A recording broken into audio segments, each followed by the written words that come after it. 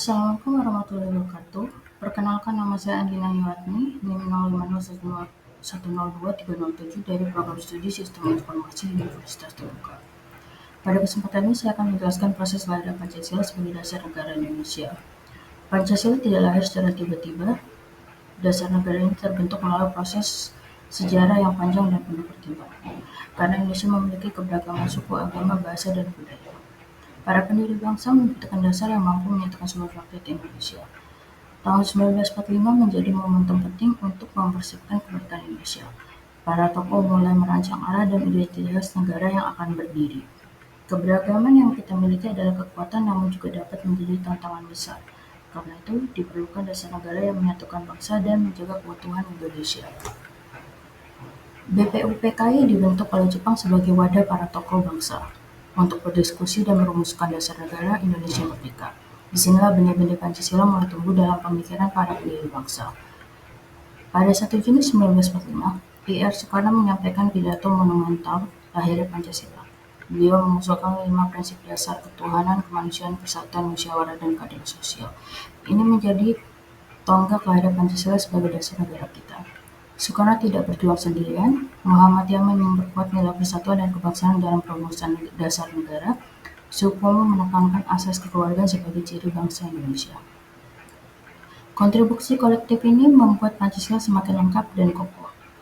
Untuk menyempurnakan rumusan tersebut, dibentuk Panitia 9. Melalui musyawarah dan kompromi, lahirlah Piagam Jakarta pada 22 Juni 1945 yang menegaskan nilai kemanusiaan, persatuan, dan keadilan sosial.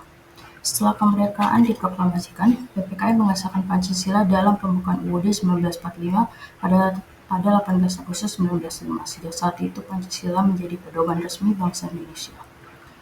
Para pendiri bangsa selalu mengutamakan persatuan nasional dan mencari titik temu di antara banyak pandangan yang berbeda.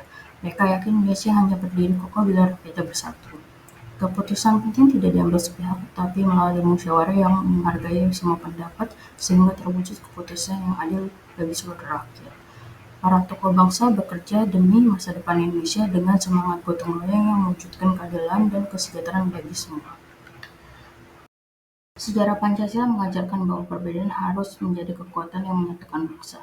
Di era digital saat ini, media sosial sering memicu perpecahan, sehingga nilai toleransi, musyawarah, dan gotong royong harus selalu kita terapkan. Sebagai generasi muda, kita tidak hanya mewarisi Indonesia, tetapi juga bertanggung jawab menjaganya. Walaupun zaman terus berubah, Pancasila tetap menjadi pedoman utama agar bangsa Indonesia tidak kehilangan arah dan jati diri. Sebagai ideologi terbuka, Pancasila dapat diterapkan secara kreatif dan disesuaikan dengan perkembangan zaman tanpa mengubah nilai dasarnya, persatuan, kemanusiaan, dan keadilan sosial. Pancasila bukan sekedar dasar negara, tetapi pedoman hidup yang harus diamalkan setiap hari. Sebagai generasi muda, kita memiliki tanggung jawab besar untuk menjaga persatuan, menjaga toleransi, dan berkontribusi kemajuan bangsa.